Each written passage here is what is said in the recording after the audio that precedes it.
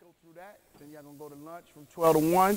When we come back at 1 o'clock, that's when it get real. We going 1-on-1, 2-on-2, 3-on-3, 4-on-4. Y'all want it after 12 o'clock? We're about to get it. My suggestion to you is you don't. That's what I'm here for. Look.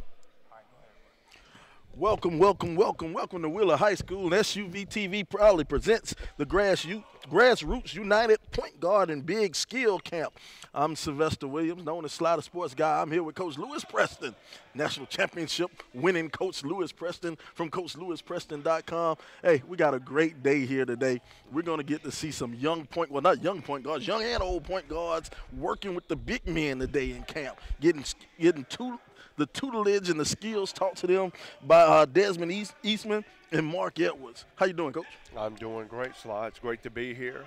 We've had an opportunity to be here before we came on broadcast this morning just to see the skills and drills leading up.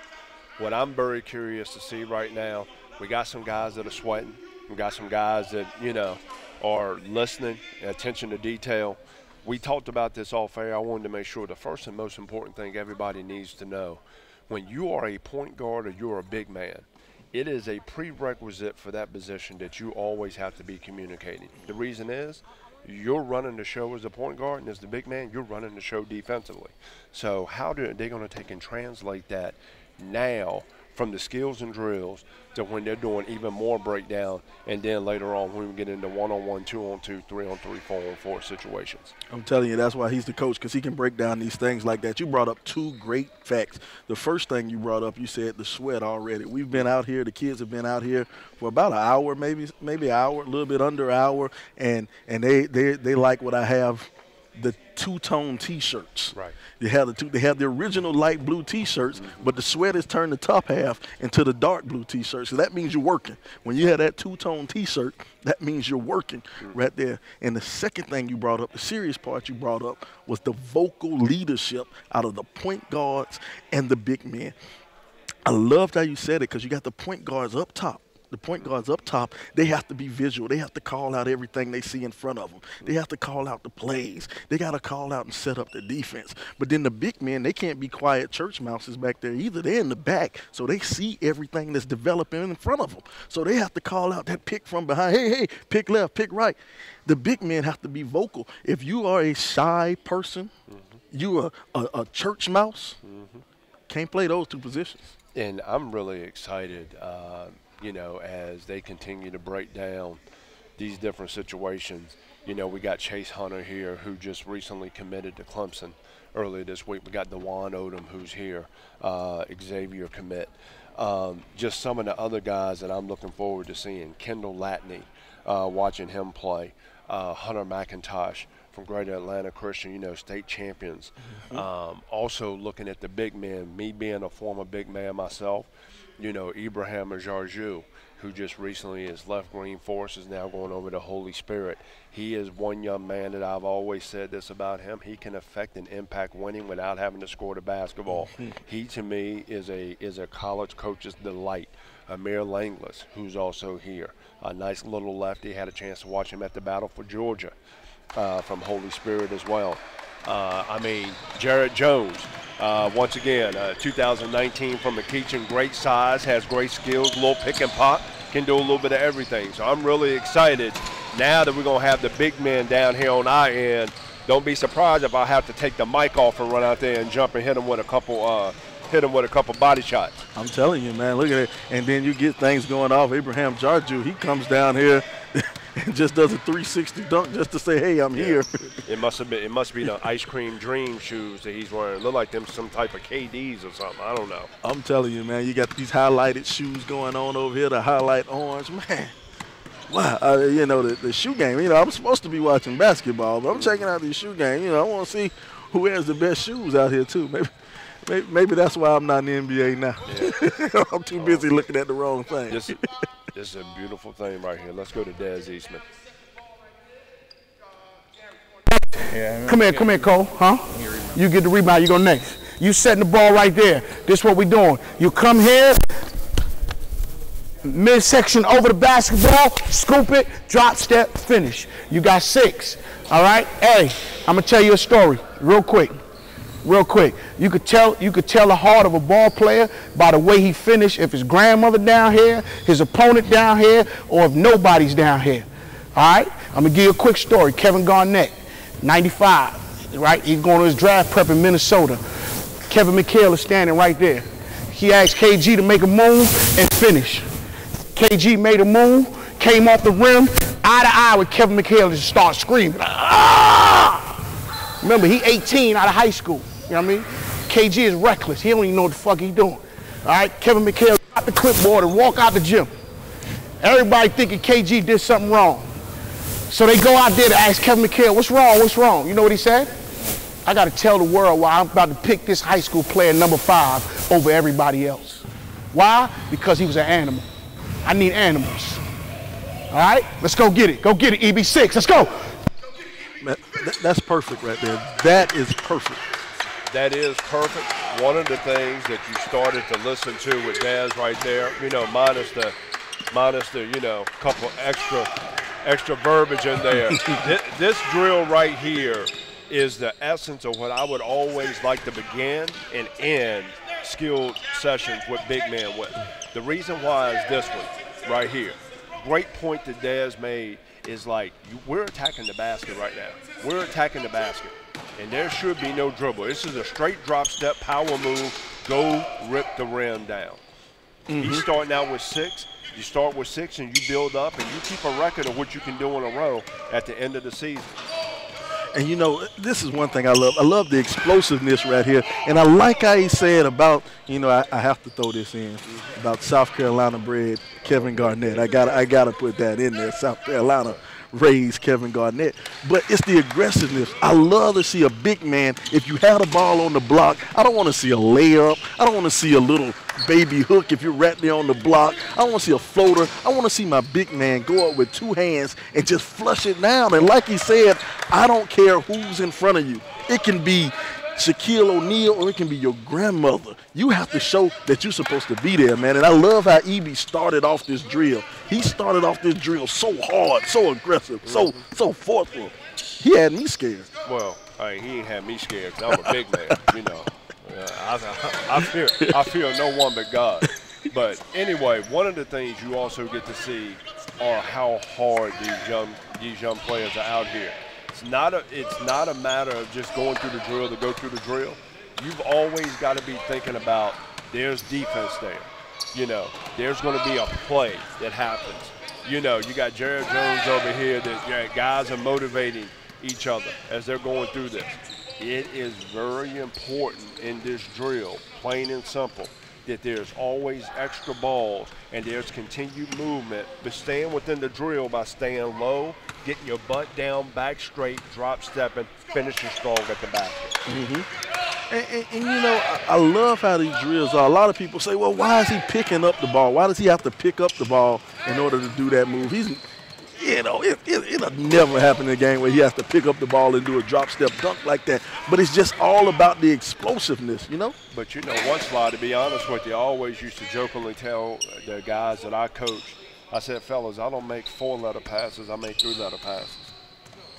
See, 4-letter passes is the NCAA pass. I'm making the NBA pass. And making those NBA passes, you had to make sure they could catch bad passes. Once again, Jarju right here, right? It's the reason why I love this young man.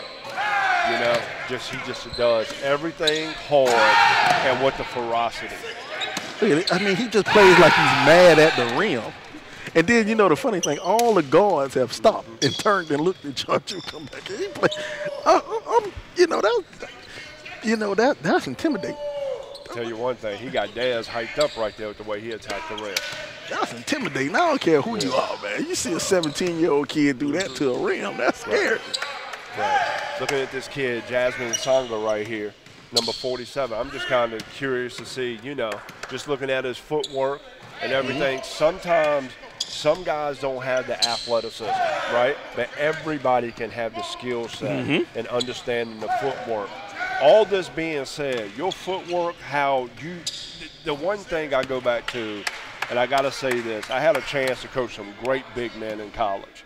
And I always told people that the most efficient post player I probably coached was Al Horford, right? And the reason was Al was very efficient in his movement. He knew exactly what to do when the defense took something away, and he kept the game very simple. Still to this day, his go-to shot down on the low block is a right-handed jump hook over his left shoulder. Come winning time, go back and you start watching, go back and look at film, a majority of his shots are coming over that left shoulder. And you know, this is one reason I'm so hyped for this camp. I'm so hyped to be here and to watch that camp. It's like you said, that move that Al Horford has. You know, it's a lost art now for the bigs to be able to play with their back to the basket. You don't see that, and that's one thing I love what Dez and Mark are doing. They have these big men working. They have them working with their back to their basket. We're going to go down to Dez real quick. Let's go down to Dez. Emphasize point now. You got it? Let's go. Let's go. Go get him, EB. Parallel. Beautiful. Beautiful, EB. Shot fake. Give me the shot fake. Boom. Sell it. 2. Oh, I'm taking that, EB. I'm taking that. Job, EB. Let's go. Good. 4. Good job, EB. Good footwork. Right there, Sly. Let me jump in. Right here. He talked about that shot fake. That shot fake doesn't have to be anything more than a little quick show. I like to call it a show and go, right? That little show right there, all you got to make the defense do is take and raise themselves up 2 inches, 1 inch to 2 inch. Soon as they stand up, and now you done the show, now you got to go. With the go, he's got to get back in position. Too late, already called, game over. See, I love that type of game situation coaching right there. Like you said, just a little show and go. Now, for the viewers at home, you know, Lewis is about, coach is about 6'7", 6'6". He's a legit big man. Now, I'm 5'11" on my best day. 5'11". As tall as he is, I'm as wide as he is. You know, that's how I play. But what that move does. What that move does, though, is for somebody, let's say you have an undersized post. Let's say you got your post who's 6'6", and he's going against that 7-foot post guy down there. When he does that little show and go, just like you said, show and go, that gets that 7-footer. He doesn't have to jump. But as soon as he raises up on his toes, that creates that space, creates that room for you. And that's a perfect in-game situation that you can practice with. Right. Just now we had Jared Jones go there right there in front of us, Sly. And what was impressive was how he was getting off the floor. One of the things I've said this about Jared Jones, has a very high basketball IQ just watching him play. And then just now watching him going through that drill. Very good at showing the ball, right? He was very efficient in his drop step and then powering up to the basket. Yeah, that's one thing I like. Jared's I know he did commit to Auburn. I think he's open right now. He released his commitment to Auburn, and he's open right now. But I like what you said. He has a high basketball IQ. Right. He's had the pleasure of playing with one of the best point guards probably we're going to see in a long time, that Cooper kid out of McKeachin. Right. And one of the best programs. Exactly. Overall. That program, McKeachin and the AOT program. Right. Every day having a battle against Hack'em-Bowler, you get better. Exactly. You're going to get better. Exactly, and that's what I love about the fact that a kid will want to show up to a camp like this. Now, you have a lot of these kids, not all of these kids, but a lot of these kids are high major D1 kids. They've already got the scholarship offers. They don't really have anything to prove, but they have a lot to learn, and I like the fact that they understand I still have a lot to learn, so let me come and get some quality coaching, and so I can learn and so I can improve my game. Right. These are the ones I want to be scared of. The ones who are not here, I'm not really worried about. Well, even with that being said, you do have a great mix of high major, mid major, low major players here, and there's no disrespect in regards to that, because you know what, at the end of the day, a scholarship is a scholarship. Free college is free college. And sometimes you just got to find the best place. Let's go back here to Dez and even talk even more about how some more breakdown. Boom. Now we working. Now you working. Now you working. That's the next. Whoa, that's late. That's it. What time is it? It's 11:05. We doing that at 11:15. Let's go.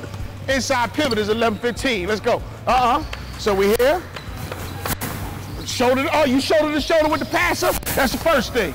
All right. Now we staying on this. We swinging this. Boom. Parallel. Hey. Now we get up out of there. Let's go. Parallel. Hey. Good. So right there, what Dez was talking about. Sometimes we get so fast in the drill that we lose the basics and the fundamentals here.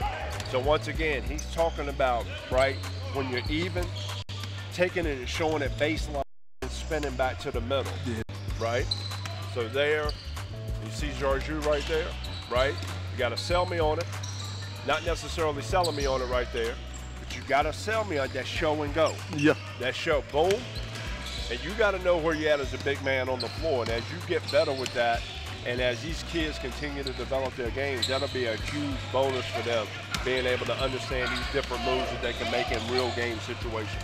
And you know, one thing I like about this, the drills that they're picking up, the stuff that they're learning, the stuff that they're doing, you can go home and do this. You know, you can go to your local gym and do it on your own. What happens with a lot of kids, even though they play in the post, they figure, okay, I'll walk on the court and I'll just start launching threes. And they know, they know that's not in their arsenal. That's not in their arsenal, and whatever team they play on, their coach will not let that be in their arsenal. So you got bigs who don't know how to play with their back to the basket. Well, we're going to go back to Dez right here. Coaching moment. Point and plant. Give me one-on-one. Let's go. Boom. Down. Point. Point and plant. It's the right spin. I want you to whip this leg, this one. Whip it. Let me hear that. That one hit first. That one hit first. Come on. There you go, and then explode. Let's. There you go. Let's go. Let's go. Come on. Hit. There you go. One more. Come on. I want it on this side. Point and plant. There you go. Right there, Sly, he talked about that point and plant, right? So when you take and you plant that foot, you want to plant that foot and get that foot as close to the rim, to the middle of the basket as possible. It is about spacing. But more importantly, this is where there's a build-up to the drill. You've always got to keep it down in your back straight and you're going to reach for that ball. As a good big man, I should always know where the ball's at. This, for the sake of the drill, you already know, but sometimes you don't know where the ball is coming. That's why you always got to be down low in a catch and ready stance. So that point and plant is, once again, the defense and you are even, it's getting you head and shoulders by the defense so you can go and attack the basket and either look to finish, to get fouled, or to get a finish and one. There you go. There you go. This is my wheelhouse right here. I know. This is where you work. This is where you work. I made some dollars down here. Hey. Made some dollars. And then tried to pass along some sense to some guys down here too. And I think that's so important, man. Just the fact that I'm just impressed that these kids are out here and they want to learn. Because it's a Saturday morning. They don't have practice for anybody else. You know, their school isn't practicing yet. The AAU season is over with. So technically, they should be home in the bed, sleep, or whatever kids do on a Saturday morning. They don't have cartoons. We're going to go back here to Dez with a great coaching moment. It could be slow and strong, you know what I mean? But deliberate moves. So what you want to do is, come on, where you at? Close out. See that? Huh? It's not here. Shot fake. Over the top, boom. That makes you pivot quicker. All right, let's go. Let's go, E. Let's go. Go get him. Good. Take it higher over the top. Let's go. Get there. Over the top. There you go. Hey, good job. Let's go. Come on. See, I like that, Coach Preston. It's the little things. It's just the small little things what separate you from everything else in this game. You have to do those little tiny things. Right. That over the top that Dez is talking about right there, that's the little thing right there that can help you continue into your move once you've gotten by the defense. If you do your job the right way, you're low, you're planted, and you're pointing your foot, right? Once you get over the top, it's about just you and the rim. It's not about another defender right there. Jared Jones right there working. You know, it's one thing. Originally I'm a football guy. I'm a football guy. I love basketball, but just like every other football player, I believe I'm a basketball player. But one thing we say about Jared Jones on the football field, we say about kids, he got big paws on a puppy. When you look at Jared Jones, his lower body, you know he's going to be a huge force in the lane. You know he's going to be he hits that weight room, he gets on that college program or whatever. He will be a huge force just because of the way his lower body is shaped. So what happens, man, when he works on these drills like this kid will be a force for the next 15, 16 years. Wherever he goes, he'll be a force with the proper coaching and everything. Right. As you start to watch this drill to break down a little bit more for the people out there, right, the one thing I would tell you, when you go attack the basket, right, you can't go back and attack the basket with one hand and bring it back towards the defense. You need to keep two hands on the ball this low, right, and this close to the rim, and you got to look to attack the basket. This is Cole Middleton right here. He is really doing a great job of attacking the rim and finishing right here. And what I like, Cole's a young kid, class of 2021, so that's a sophomore, right? That's right. Yep, sophomore. You know, these numbers confuse me. I'm a history major, I'm a math major. Keep up with all these numbers. But yeah, he's a sophomore, so he's a young kid, man. He might accidentally grow 2 more inches before it's all said and done. Oh, yeah. Oh, a lot of these kids out here still got some more growing to do, definitely. You got Jalen right here. You know what? In the infamous words of John Wood, be quick but don't hurt, right? So in situations like this, don't worry about dunking the ball. I want you to worry about getting the drill right and understanding the drill. Because if you understand the drill, there will become practical application once you get into 2-on-2, 3-on-3, 4-on-4 situations.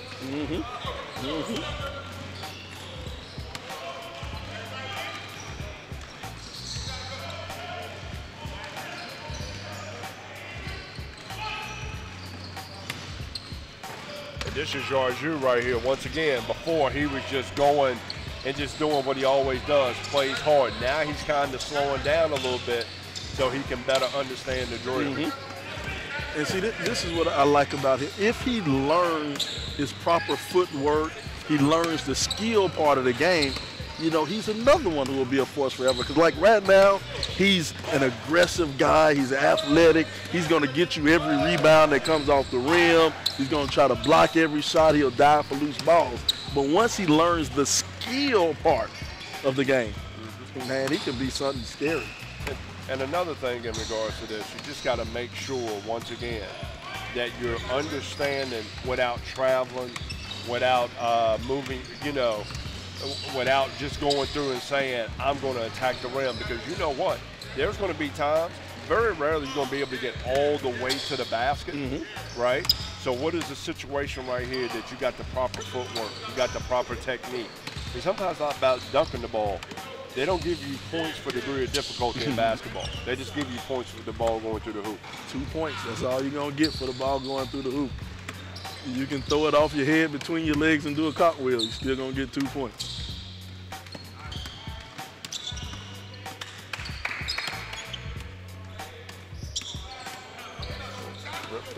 Good.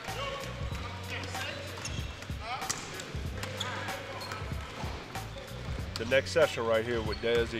Moves we can do to that. We can go reverse. Let me show you something. We can go reverse pill. We can go call it. We call it Carlos Boozer. So we here, right? We here. Carlos Boozer. You know what I mean? All you doing now? What was the trick? What was the trick? Well, sell him. Parallel where? To the sideline. Exactly. Now watch it. I'm gonna show you. When I came back off of this spin here, right? I'm parallel here. I can hit him with a jump hook. I can rip up and up, right? But look, I'm parallel. I can also come back here, keep him here, finish here. Now, if I wasn't parallel, if I was opened up too much, if I come back, where am I going? I'm going that way. I'm going to the sideline. That's why I try to show you. Being a good big man, it's not about speed. Being efficient. It's being about learning angles. If you're good in math, you're gonna be a great big man. Parallel. Always be parallel to the baseline, sideline here, because now go both ways. Pause that. All right? Pause that. We're gonna go 1-2 quick fast, just on a boozer. Everybody get a rep, and then I'm gonna show you something else. We got a bunch to go through. Let's go. Once again, showing that boozer move right there. But the most important thing about that is you keep your footwork consistent. Back what I said earlier, and you heard Dez make that comment right there, you gotta be efficient when you're in that paint. Gotta be efficient. And it's just taking what the defense gives you. If you've done everything right footwork wise, all you gotta do is take what the defense gives you and just make sure you have a counter move to that. You know, the gems that are being dropped off, you know, the little gems that you're getting, man, it's amazing. The stuff you're getting, stuff you're learning, all our viewers out home, you know, you're getting a lot of stuff for free out here. Right, and the thing is that you saw Eby just now go through it, right? He did a very good job of keeping his footwork consistent. And it might look like a travel, but it's not, because it's the same pivot. Same pivot. It's the same pivot every single time. Boom. Exactly. So, and that's where taking your time, being quick, but don't hurry, right? Once again, he talked about having your body as you turn to the middle, right, parallel to the sideline, right, helps you, because right there in that situation, not only are you spinning off with the boozer finish, you can also get an up and under right there as well. So, it's a variety of different things that you can do. Man, you know, this is what makes me smile, man. Seeing big men play with their back to the basket the way they're supposed to play, man. And I can't wait to see, you know, the fruits of the labor, you know, see this stuff pay off come basketball season. And another thing about this camp, what I like about it, instead of it being just a big man only camp, it's a point guard and big man camp. And this is something very important what Dez said earlier. He during that group chat before we got on air, correct me if I'm wrong, but he said that he wants the point guards to play some of the positions and do some of the things that the big men have to do for two reasons. He said he wants them the point guards to do the post moves, because you never know where the mismatch is going to be in the game. Even though you may play point guard, I may send you in to play 4 because you got a good mismatch at 4. So you need to learn that position and be ready. And he also said, I want you to see what these big men have to go through so you can understand it, and you'll be more willing to give a big man the ball when they're down there. Very simple. You just got to keep it efficient. Everything efficiency when you get down here.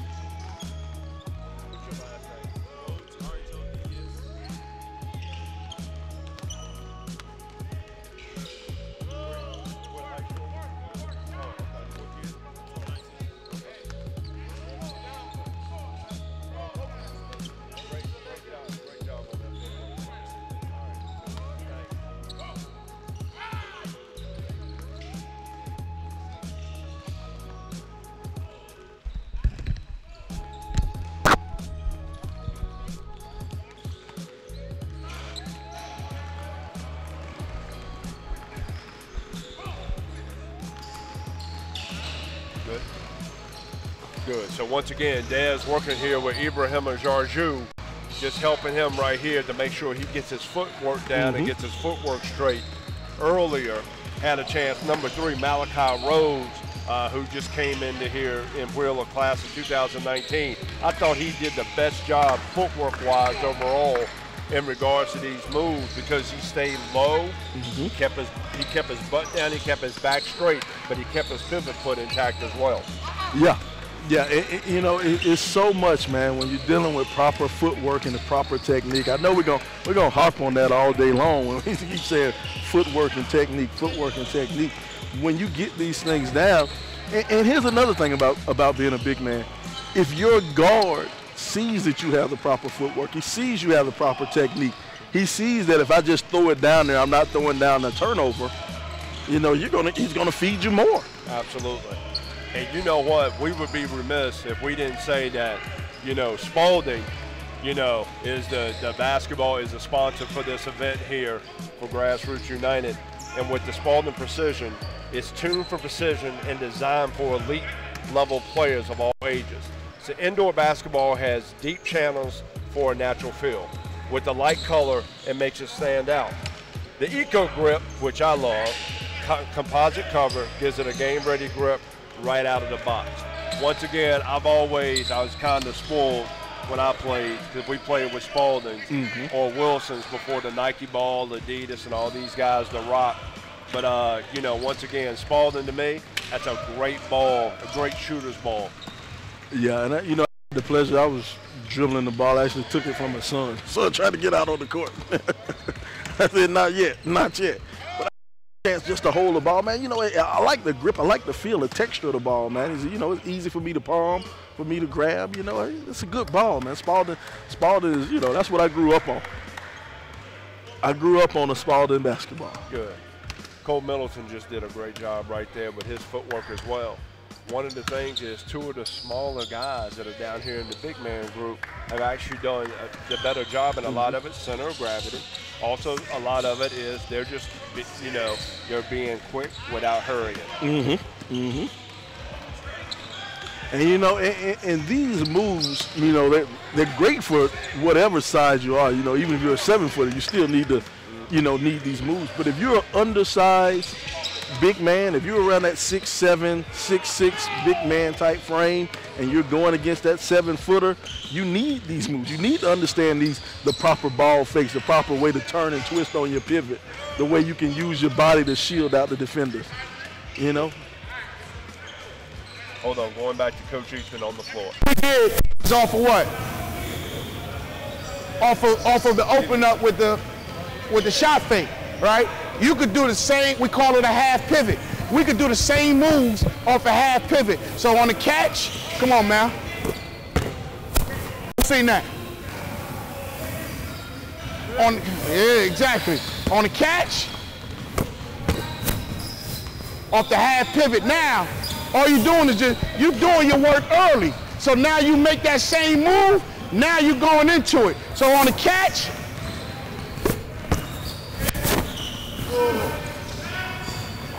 smoke that. All right, now, off the catch, you do your work early. Boom, come back here.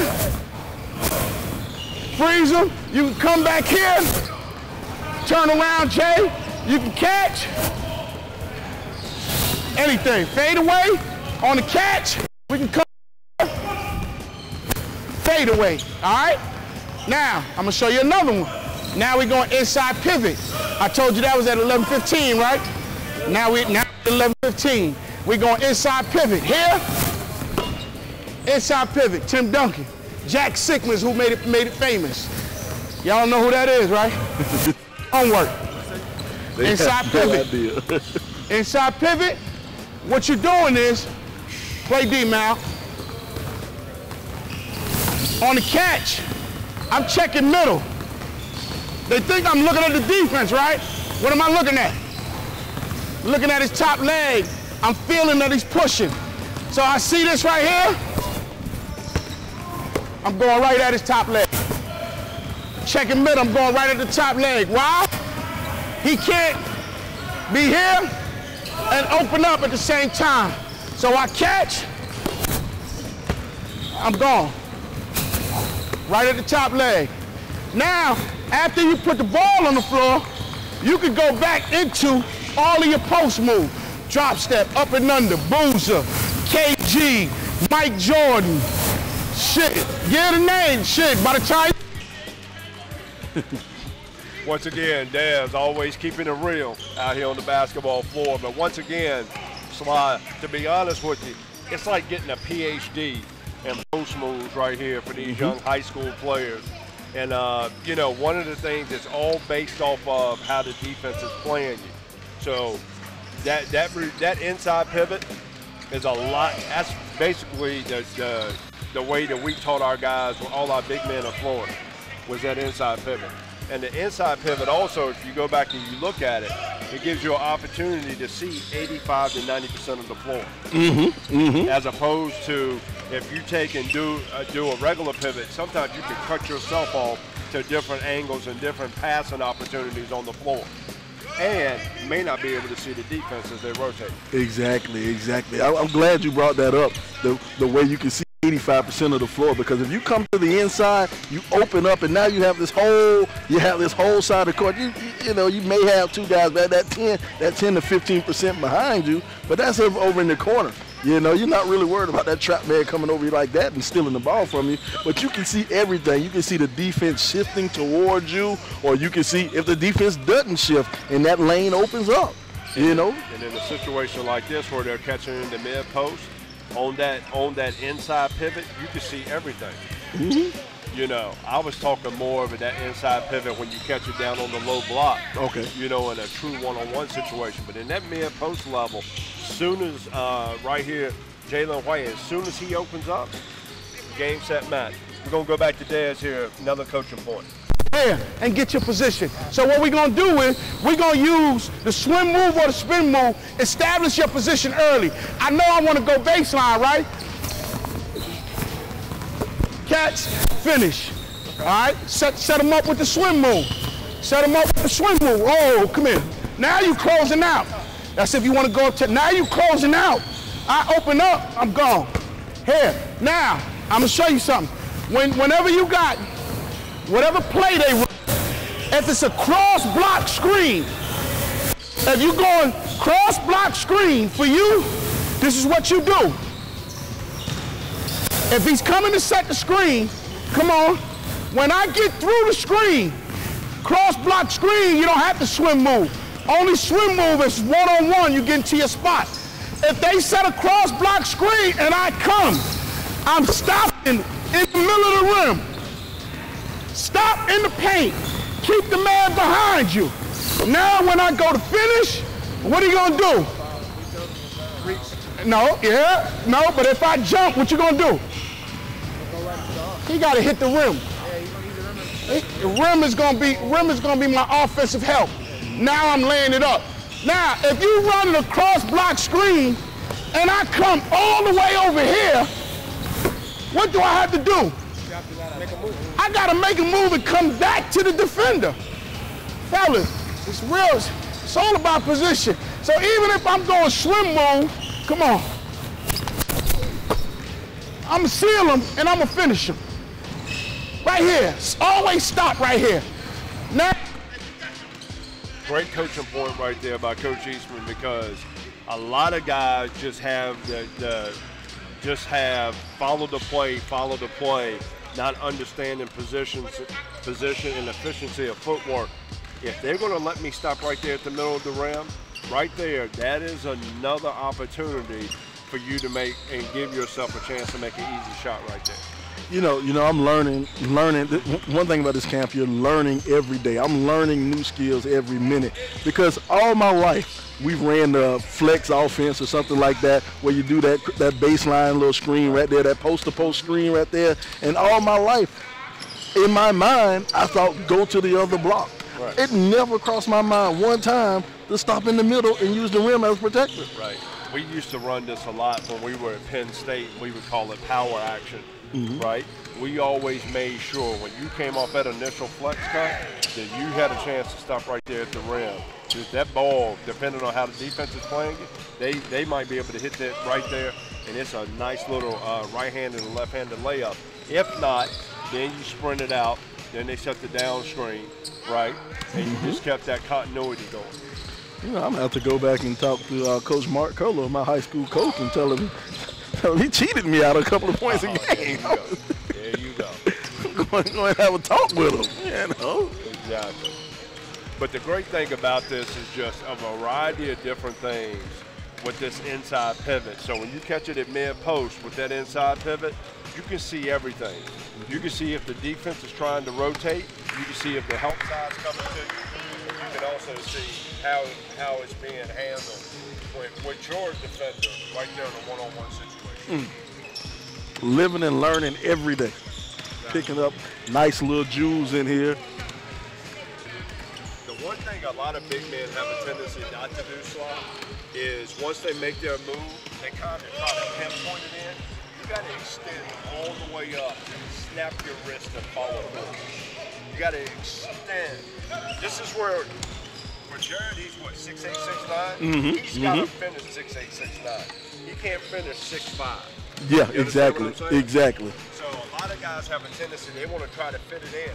Extend and finish. Always. You'll always hear me when I'm coaching big guys. Snap your wrist. Snap your wrist. Everything is about wrist snap because it is about the follow through, because if you snap your wrist, the ball hits the rim and has more than one chance to go in.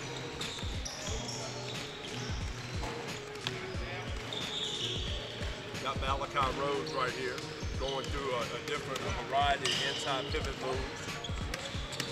And see this right here is another important part. You see, I like where they're catching the ball. They catch the ball up high. You know, I notice how he's working them further out away from the basket, because what's going to happen as you get older and you start to go to the next level or you get on better teams, you're going to also have another big man on your team. You may be the 6'9" guy with a 7-foot up on the rim, so you have to start that high-low game. And, you know, I like how he's working these guys. Now they're starting to catch the ball a little bit out, you know, a little bit toward the top, and then I guess he'll work more toward the free throw line as time goes on, you know, to develop that little, what I like to call that free throw line game, you know. This is like the short game in golf right here, the money game.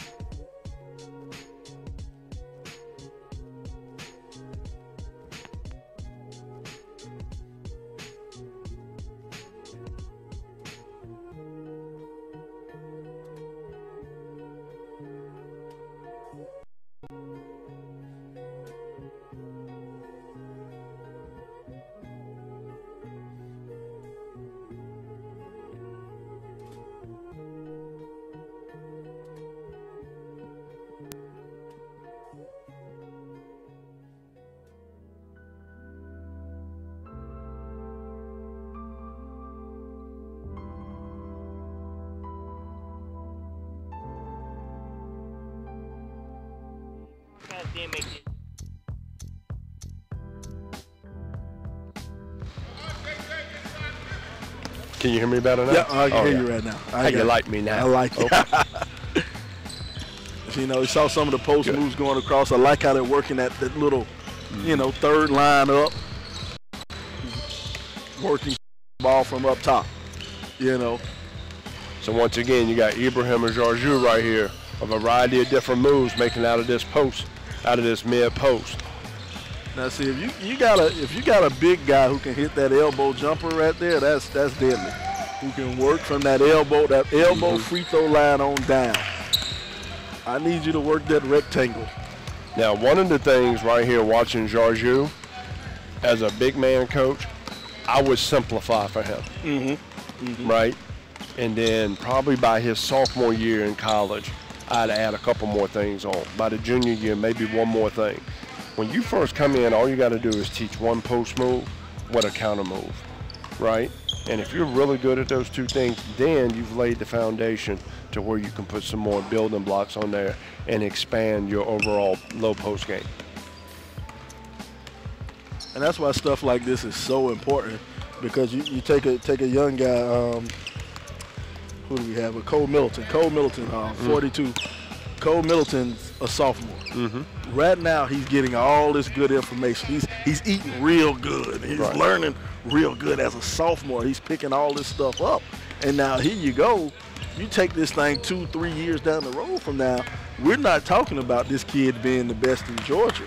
We're talking about him maybe being the best in the nation. Right. You know, you take this training early, you know.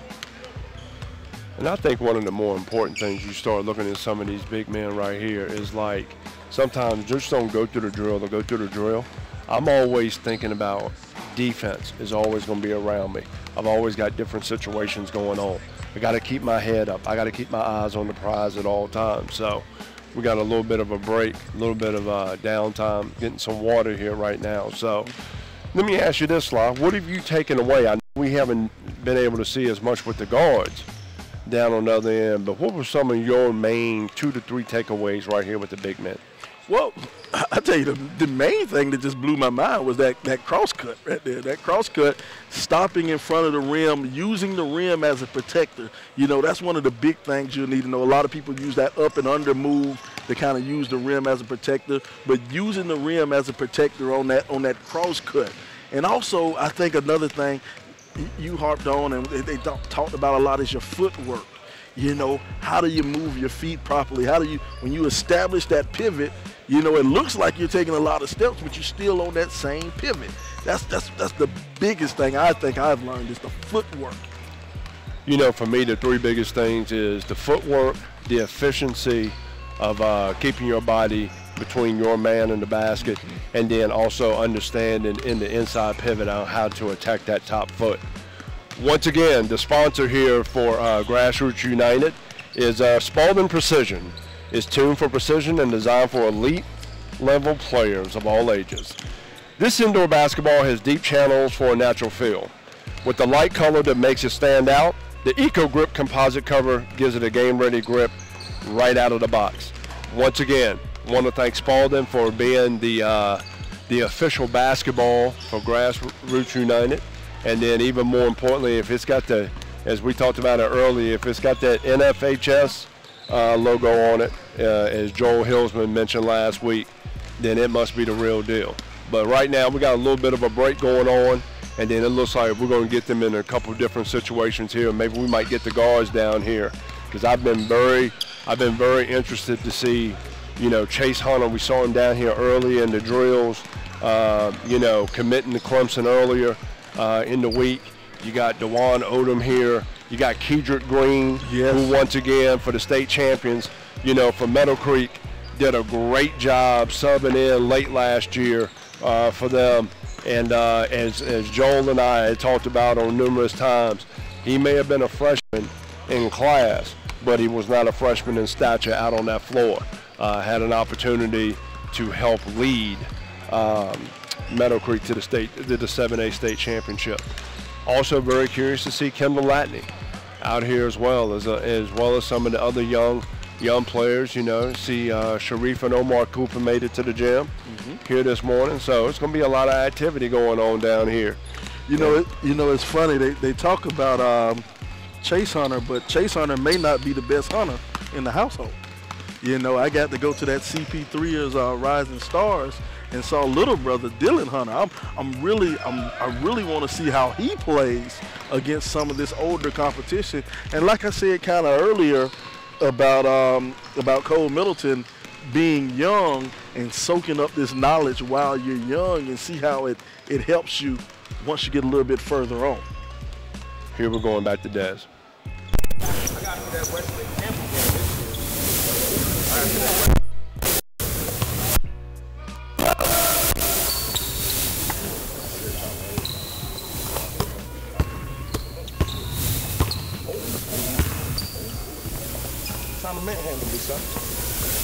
Most effective thing y'all can do on a basketball court is run a pick and roll, because for one, in any setting, it's going to work.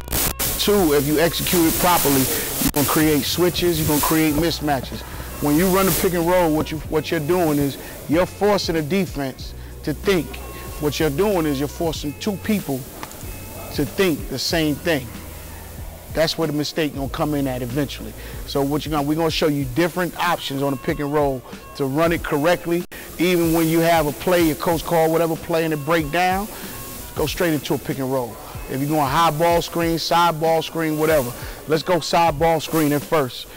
Just give me two right here. Two on offense, two on defense. Let's go, it don't matter. And then, hey, and for the sake of the drill, when we split up, we're gonna go guard to guard pick and roll sometime, just to run it, all right? Pick up son, who's on offense, who's on defense? Who's on offense? All right, let's go. Cole, we're going to go side pick and roll. We're going to set up side pick and roll first and foremost. As a guard, we got the live dribble. Matter of fact, terminology first. Terminology first. What's the difference between the pick and roll? And now, don't be scared to get this question wrong. What's the difference between the pick and roll and the ball screen?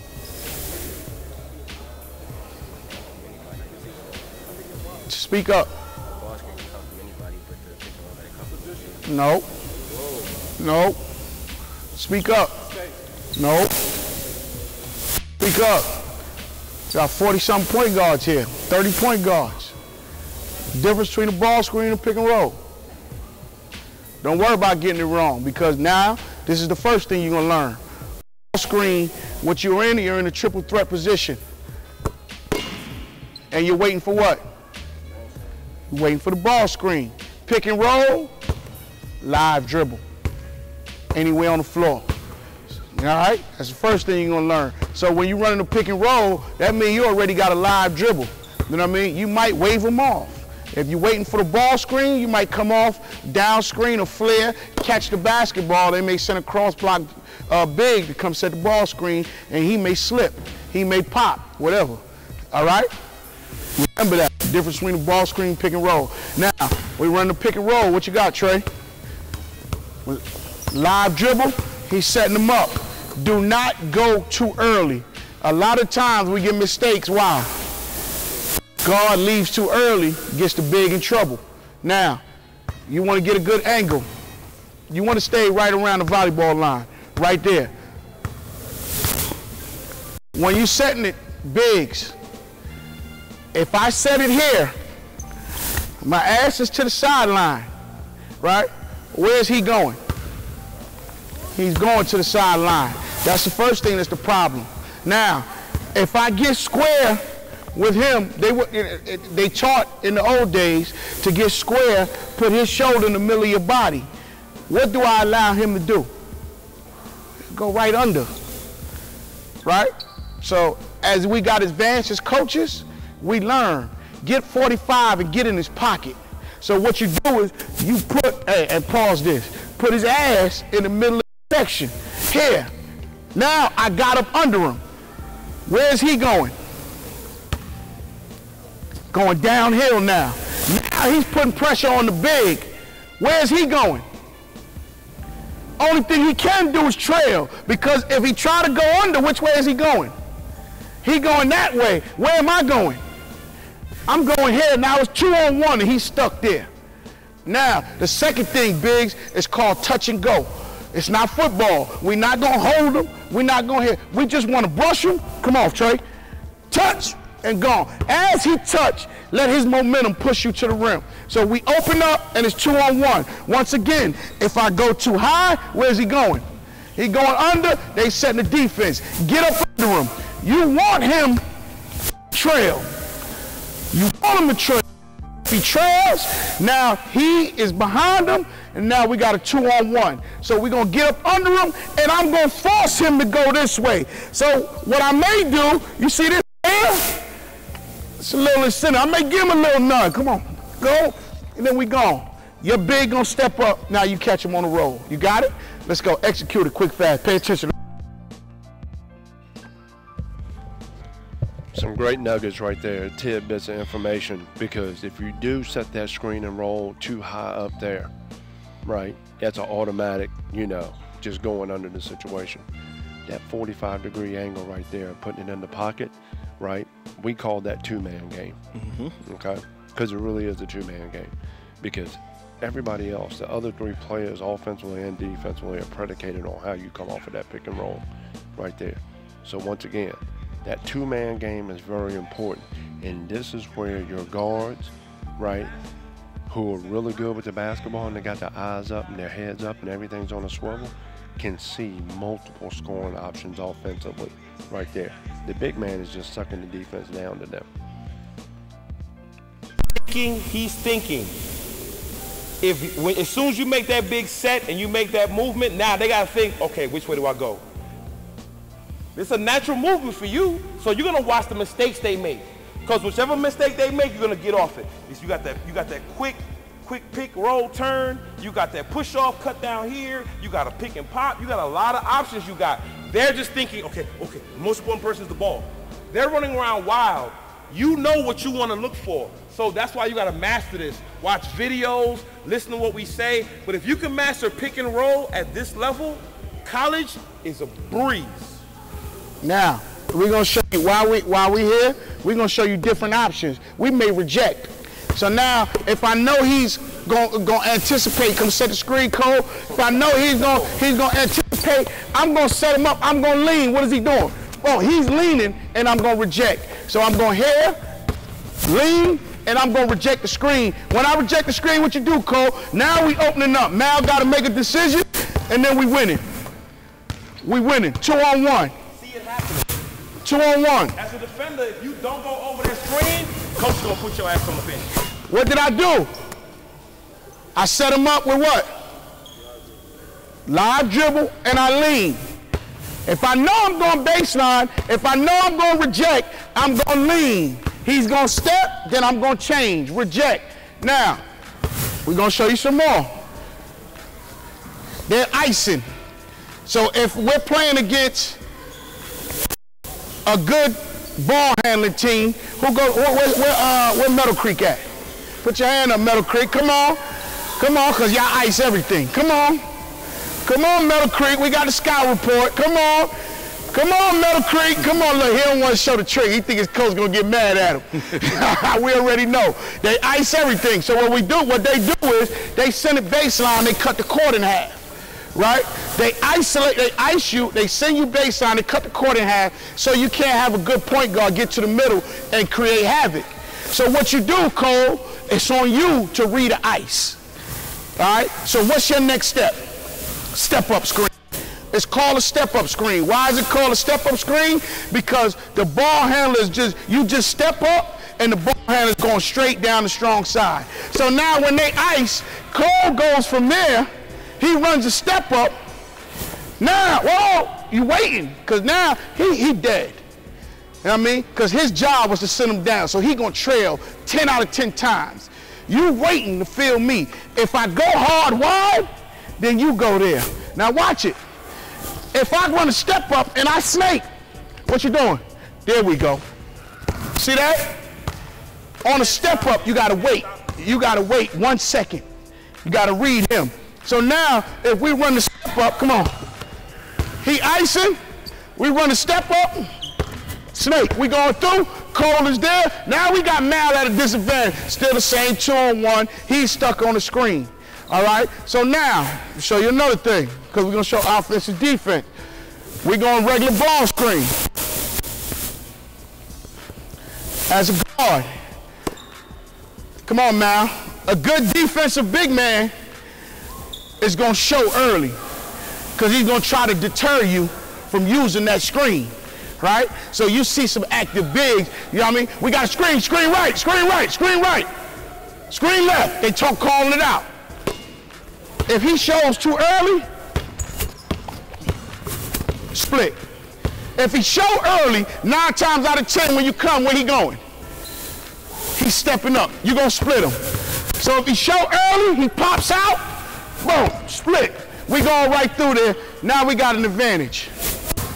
What's his job, guys? His job is to keep him from getting to the middle of the lane and disrupting the defense. But he's going to attack that outside shoulder. So he's going to show him, like, I'm trying to get outside. That's why he's stepping up like that, because he thinks he's trying to get outside of him. So once he steps out, then he slips back in. It only works if you make him think you're going someplace else. Next thing, flatten out, man. If I see he's flat and I'm coming off the screen, I want to come off as hard as possible. As hard as possible. What I'm going to do is get away from him, but it's called stringing the big out. So if I see he's flat, set the screen code, I'm going to come off hard as possible. I'm going to get here. I'm going to flatten out. Now you created the switch you want. What we got?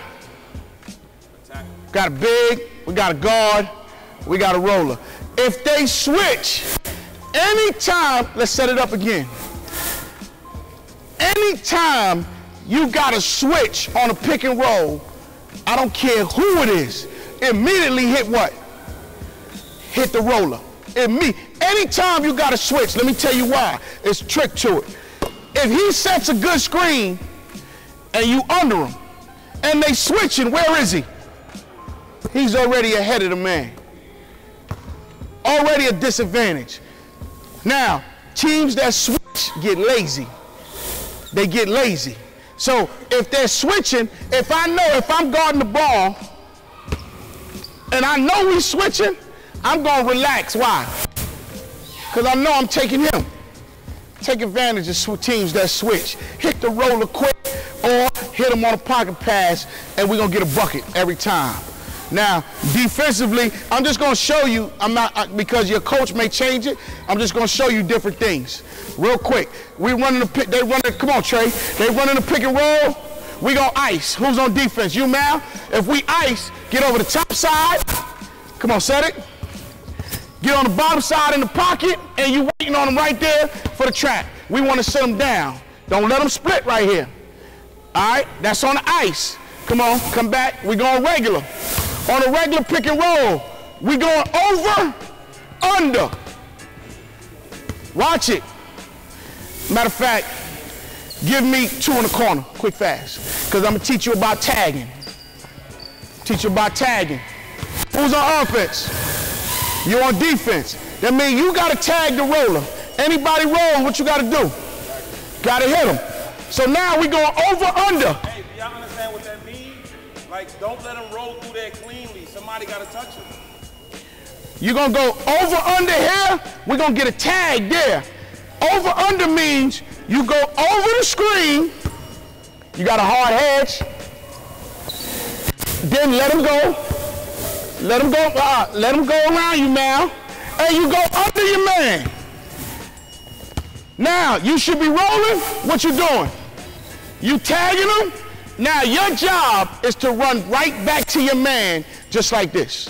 Don't look for the ball. Don't look for nothing else. You running right to his face. See how scared he got? Huh? You running right to his face. Straight to his face, just like this. 9 times out of 10, his face is where? Looking at the ball, where the ball is coming to. All right? It's going to hit you right in the back of your head. So what we're doing, we're going over, under, tag, hands up at the ball. Slowly, let's go. Over, under, meet him on the other side, tag, close out on the lip. Let's run over, under again. That was good. 2 hands, Mal. Hey, one thing you guys on defense. Back up a little bit. You guys don't do. A lot of times, you guys will say, I got to stay close to my man. I got to stay close to my man. You guys got to be able to get into help side, and when he makes that pass, bring it back out there to close out. If you can't do this stuff in college, you will not play. You will not play. I've seen top 5 guys go to college, go to Kansas, and not play. Coach, like, I don't give a fuck who you are. If you can't do this stuff, you're not playing. 900 kids every year transfer from Division I schools.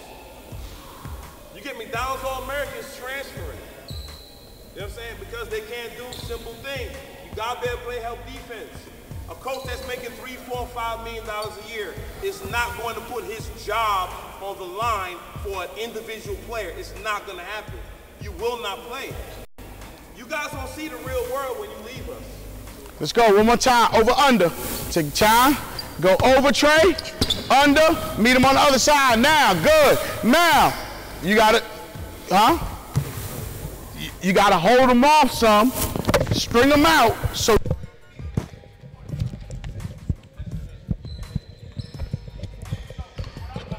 We gave y'all an extended version right there because it was so much good stuff going on right there that, you know, sometimes the best thing you can do is just be quiet, right? And just open up your ears and your eyes and then, you know, listen to what's being talked about. What's very interesting about all these different situations right here is not only is it different pick and roll opportunities. You know, he's right. Yeah, I thought it was great. He brought Kedrick Green out from Meadow Creek because Meadow Creek ices or downs all sideline ball screens, right? Any type of sideline action. And the reason is you want to keep it out of the middle because that's very important to take and keep everything out of the middle. One of the things, Sly, a lot of people don't really talk about, but I think it has to be discussed. Keeping the ball in the middle of the floor, there's too many options. Once that ball gets into the paint, right, and I don't know if you've ever heard this, you're in full help and recover as a defensive team, right? Once that ball gets into the paint, into that gold area right here at Wheeler High School, it is full help and recover. And very few coaches have great help and recover defenses. I don't care if you're Coach K. I don't care if you're Roy Williams. I don't care if you're Billy Donovan, all the way across. That's the reason why you spend so much time in ball screen action defensively to keep the ball out of the middle. Offensively, your job is to get in the middle and get into the paint, just because you can start picking people apart. That's exactly, I mean, that's so true. And you know, one thing about keeping the ball in the middle, a real point guard, a great point guard will kill you if he gets to play with it in the middle. If a point guard can set up in the middle of the court and play the game he wants to play, he will kill you. He'll kill you. So it's so great. And you know, one thing I like about this is the both sides of the ball coaching that's going on right now. Because, you know, in my mind, I hear, okay, we got a point guard, a pick and roll camp. So all we're working on is pick and roll. You know, you're going to teach the kids how to pick and roll. But I like the fact they're telling you this is how you defend that pick and roll also. Right. I'm telling you how to run it, but I'm also telling you how to stop it when the next guy comes up and he runs it against you. And as they're going through and working on these screens, some of the things the big men need to understand is when that guard brushes off, you've got to open up, and that next step has got to be a big step north and south going to the basket. Okay? You know, Georgiou right there, he kind of turned his back. That's not going to work. That's going to be an offensive foul right there. So you got to, once again, you got to sit, you got to hold, but as soon as the guard goes off, you're opening up, and you got to open up big, and you got to walk the ball, because even if you don't get it, by opening up big and sprinting down to the paint, what's going to happen? The opposite guard, his defender's going to have to help.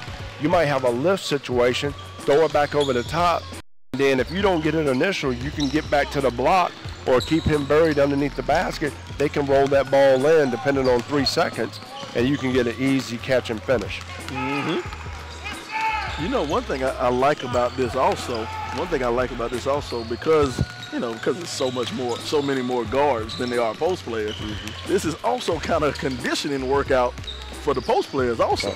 You know, the post players are getting their wind up in this camp. You know, I love that too. Now, in that play right there between Caleb Edwards and Georgiou, that was Georgiou not opening up and sprinting down fast enough. You got to sprint and get to a position of, once again, I can deliver the ball to you and I know that you're going to finish, because you know what? If I get too many turnovers as a guard, I'm going to be on the bench. And that's the thing about these guys, you know, I think we said a little earlier, it's showing that you can finish on these plays. You know, the guard's not going to want to throw you the ball if he knows you're going to turn it over. Right. And it's very interesting now as you start to look at the pro level, a lot of these guys, you know, a lot of people are trying to be Golden State and play that kind of positionless basketball and everything, but everybody doesn't have the personnel to play positionless basketball. So if you go back and look at when at the beginning before we came on air, a lot of the drills were all done for guards and bigs together. We're going to go back to Coach Eastman here. We showed you the snake, right? Showed you reject, showed you how to come off. Last thing we're going to show you is a twist. On a twist, we're going to use it against aggressive ball players. So, aggressive, Mal said it. We're going to use a twist against one, aggressive ball players, two, teams that scout well. So now, we're running a pick and roll, right? They know we're running a pick and roll, so my defender is going to fight to do what? Fight to get over, right? Come on. So what I'm going to do is, we're going to run a twist. You want defense. We're going to run a twist.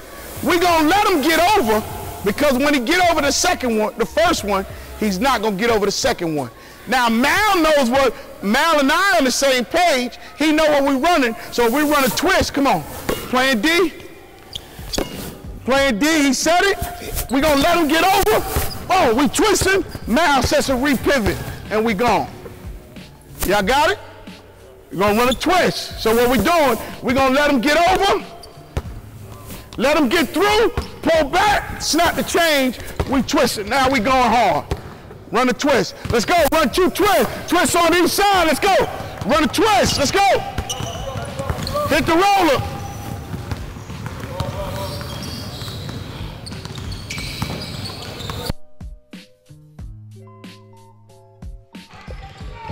Right. Yeah, go ahead, Sly. Well, no, I was just saying is one thing I love about what he said. He says you can run this twist when you play a team that scouts well. You know, that's an unimportant. I mean, that's a fact. That's often an overlooked thing that you look. You have coaches out here scouting. Coaches out there, they're learning what you do. Like when they talked about the ISO that Meadow Creek likes to run. So that's just so important now that you have a team, you know that a team scouts well, you know that team's going to jump to cut you off one way. Well, let's run the twist. Let's come back and let's set the pick up on the other side. And I think one of the things right there, not only with the whole scouting aspect of it, I think it's, once again, there's a couple wrinkles when you start getting into tournament times. Because a lot of times you've played different people outside of maybe like the NCAA tournament until like you get to the Sweet 16, the Elite 8 side. Most of those times, Sly, and it might be a little bit different, and it's a lot different in high school. They know what your tendencies are. So you got to put a wrinkle in every once in a while. And you got to put we always like to call it the bag of tricks. Yeah. We all got about 5 or 6 bags, in our bag of tricks that we like to do or we like to set up to make sure that we keep the defense, or in some instances, defense will keep the offense on their toes. Got to reach into that bag of tricks. You got to be able to pull it out. And the thing is, a lot of teams, you have your 4 or 5 plays that you run, or that one play that you can run in your sleep. That you know it like the back of your hand. You know it like the back of your hand. But believe it or not, if you know that play like the back of your hand, if it's a good coach on the other side of the court, he knows that you know that play like the back of your hand. Right. So he knows that's where you're going in clutch time. So that's when like you said, reach into that bag of tricks.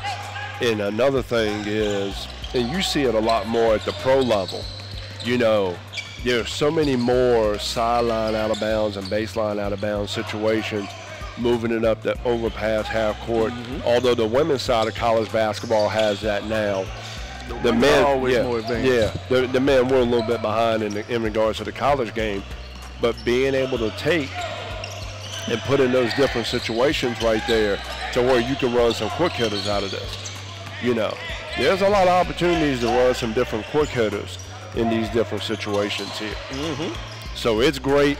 It's great to see me as being a former college basketball coach and always surveying and seeing guys. This is a great opportunity right here, not only for everybody out here in SUV TV land. More importantly, coaches that are watching the broadcast, you're getting a better understanding of how these guys, not only are their ears open, right, are their eyes attentive to what's going on, and do they understand practical application of being taught, now going to do it in a 1-on-1, 2-on-2, 3-on-3, 4-on-4 situation. Sometimes that's the difference between you playing 15 minutes and playing 28 minutes. You're right. That is the difference. That is the difference. Accepting the coaching, being receptive to the coaching, not only receiving the coaching, listening to the coaching and understanding what he's doing, and then applying it. Right. That's the big thing. A lot of people listen, a lot of people receive it, but do they actually go and apply it, man? Right. Just right here in this baseline out of bounds situation, or this pick and roll situation right here, Sion James did a great job coming off the screen, right? And he had Eby kind of caught in between. He could have actually made a move and got to the basket, because George Jewett rolled, and it was a true 2-on-1 like Daz did in the breakdowns.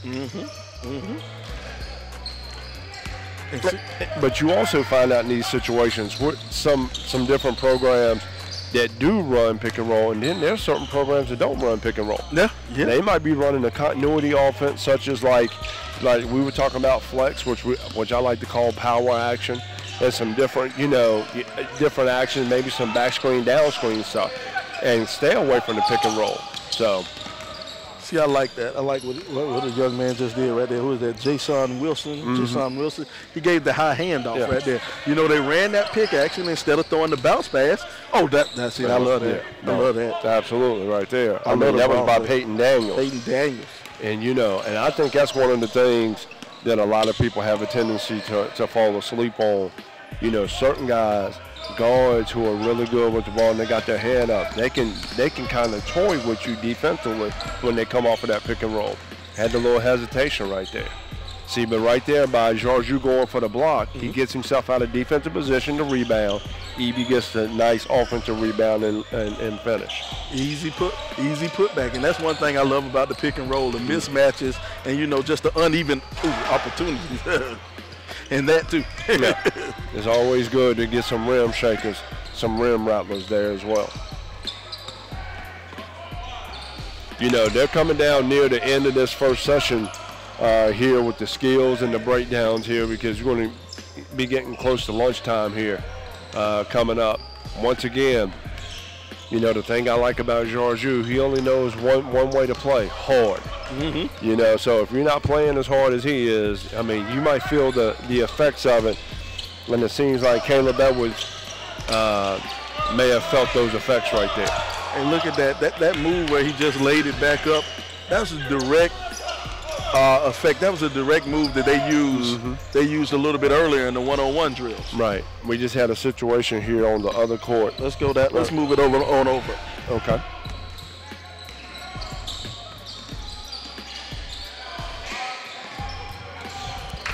We got a situation over here, number 21, Javon Tucker. So once again, they rotated the guy, and he had two defenders, right? It was 1-on-2.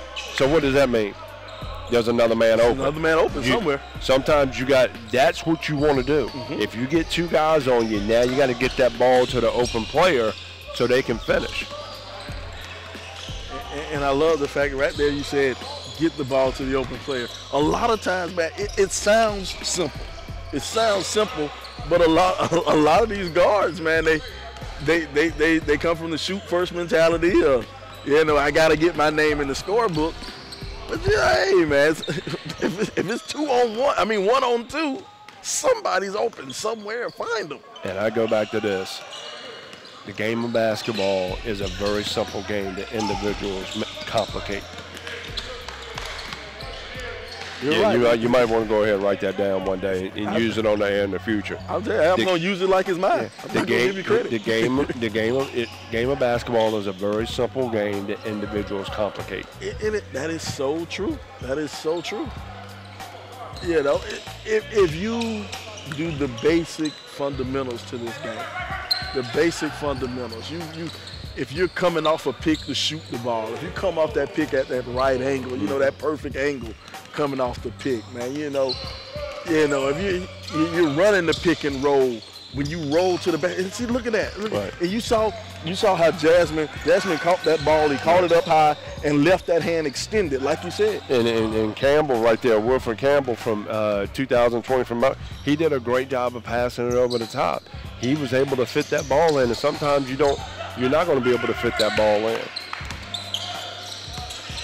It's that situation right there. Jalen Whitehead came off of the screen, guy backed off of him. What did he do? Just raise right up into the shot. All right, we're down on the other end. We're down on that far end. We're down on the far end now. You got Sharif and Omar Cooper. Brothers need to be handling. There's some communication right there in regards to defensively in the pick and roll situation. Defense, you got to be communicating the whole time. Where you at? Stay out. Follow. If we decide to trap, it just all depends on what you do from a scouting perspective, depending on personnel.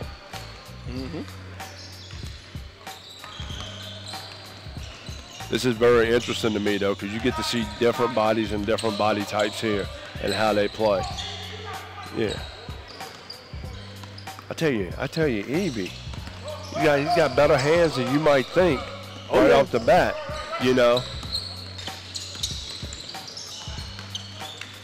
soft hands and quick feet. You know, that's something I like to look for my big men. You know, soft hands, they can catch that ball and let it just drop in there. And, you know, quick feet, being able to recover. And these two guys are really, really good at being able to recover off of defending one side. They're like what I call them quick jumpers. They get off the ground very quick. Well, they're just a great example of quick twitch fibers. Yeah. You know, those are the ones right there that just make you want to, you know, if you can get more and more of those type of guys, that's when you start talking about contract extensions. And I'm not going to even go into some other things I'm thinking about right now. Beach houses. Hey, man. I didn't say house. I put plural on it. Those are guys who keep coaches employed. Yeah. Keep coaches employed. It's a nice job right there by Kendall Latney, seeing how the defense backed off of him, gave him the wide open jump shot like the short game in golf. He just pulled right up and knocked it down. See, I like that right there. They put in the twist, but they didn't do it as far up top as they've been doing it. They did the twist a little bit further down. Left hand layup on the left hand side. Simple, right? Because if he would have gone with his right hand, it would have been thrown up it would have hit the Wildcat. I'm telling you. On the bleachers. And sometimes what you also find out in this situation right here, Sly, are guards who know how to use ball screens and guards who don't know how to use ball screens. So once again, this is educational from a coaching perspective.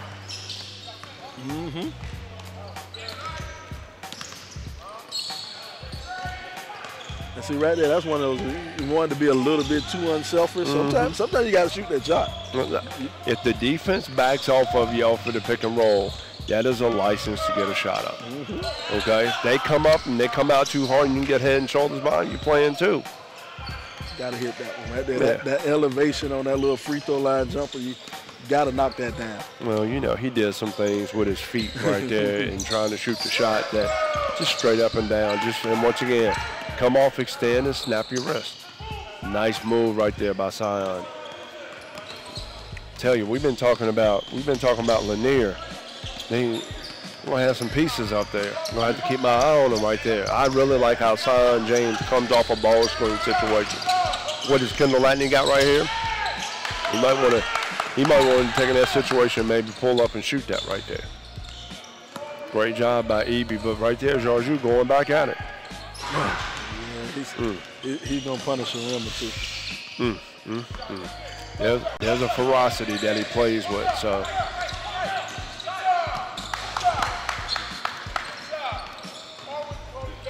we're going to go and get us a little bit of a different look. Down here on the far end. Down here on the far end. As soon as I said that, there was a whistle. Lunchtime, I guess.